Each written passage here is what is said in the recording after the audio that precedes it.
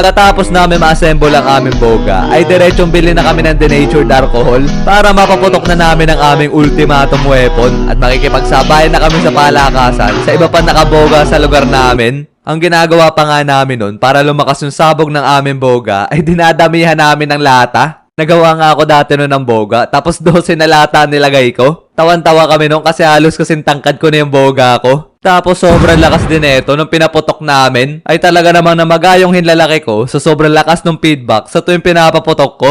Tapos one time, ay may naisipan kami ng mga tropa ko na gawin. At yun ay ang pagdugsong-dugsongin yung aming boga. Para nga mapuputok pa namin yun, ay kailangan pa namin tong pagtulungan buhatin. Oy, bibilang ka ha pag pipindutin mo na. Sige, sige. 1, 2, 3. Ay talaga namang iging yung tenga namin tatlo sa sobrang lakas.